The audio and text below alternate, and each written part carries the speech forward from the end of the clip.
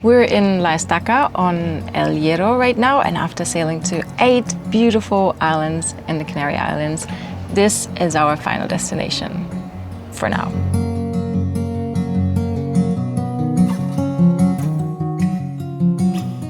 Before we pack up Santana and I tell you a little bit about what's happening after this, I would like to take you to 2 more places on this island that I felt were really worth visiting. Places that tell different stories about history and nature, and also about the realities that meet you on this island that are far from postcard views. So, before we leave the Canary Islands, let me take you to 2 more places that stayed with us. First, we're heading to the southwestern side of El Hierro into the Valle de El Julan to visit the archaeological site there. This remote valley is home to one of the island's most important pre-Hispanic sites, with ancient settlements and caves left behind by the Bimbache, the original inhabitants of El Hierro. Walking through the landscape feels like stepping into a much older layer of this island's story. In this village, people used to live inside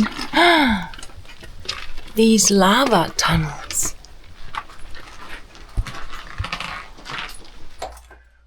So this is the same tunnel that we've been in before, but from the other side, because they used to build walls to build like different sections for different families that lived here. So they're showing the different houses from the different centuries. One is from the 17th, one from the 18th, and one from the 19th century. They all look super cute.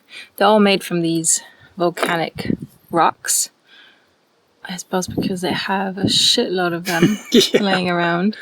And there's also a ton of tiny little stone walls throughout the whole island that are built from these rocks. And you can stack them really, really good because they are not smooth. So as soon as they touch, they are basically not moving. So you can just pile them up and they hold. And they hold. The buildings, lots of the houses use concrete as well, though. But most of the walls that we see, they're just stacked on top of each other. It looks beautiful. I think El Hierro is probably the prettiest according to the houses, how they built them. Yep. And how they fit into the landscape. It's blending in super nicely, and the houses are extremely cute. They look not natural. Quite like Gran Canaria. Yeah, with the big hotel complexes.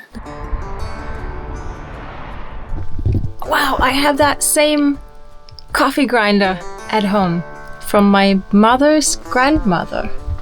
So from my grandmother, right? That's cool. That looks pretty neat. Could you live here? Would you live here? Do you like it? Well, it's interesting. Doesn't have enough light for my taste, but the rest is nice. After this dive into El Hierro's history, we continue south to the marina in La Restinga. There's a sign here claiming the spot as the southernmost point of Europe, which feels a little puzzling when you look east toward the African continent. And yet, standing here, it undeniably feels like the edge of something. A quiet reminder of just how far we've sailed over the past month.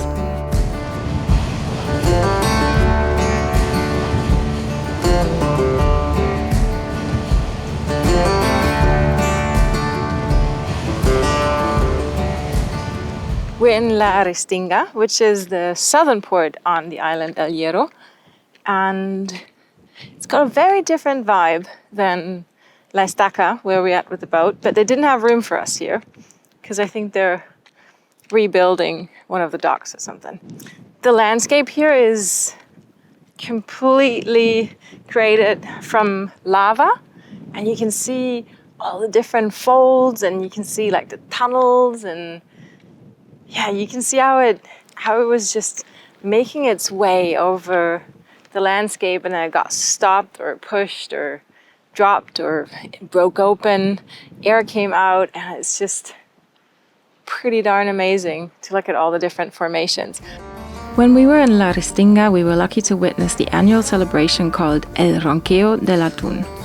Ronqueo is a traditional technique of cutting and breaking down a tuna, a name that likely comes from the sound the knife makes as it moves along the spine, a deep snoring noise known as ronquido.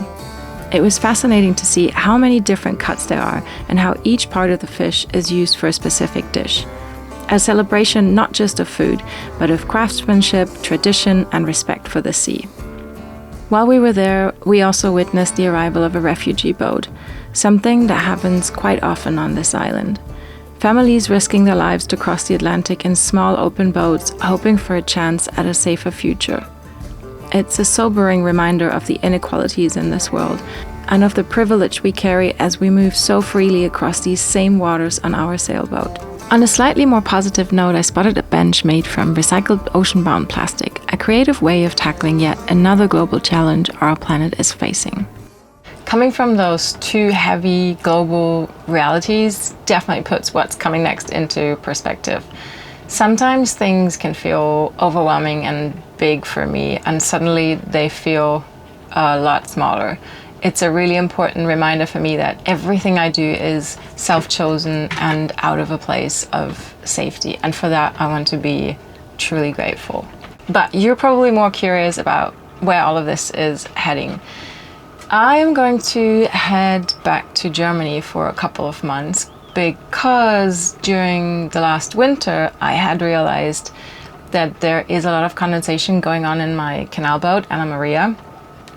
And I do worry that most likely there is going to be more refit necessary than I thought there would be.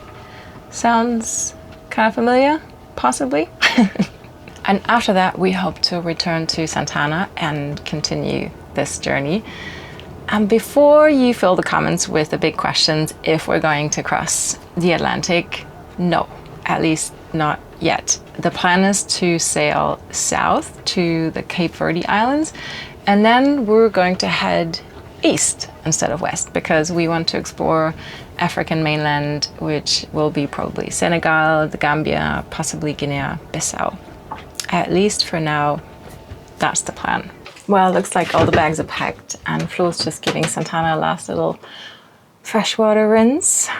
He's got his little garden set up for the time frame that we're not going to be on the boat. Final thoughts?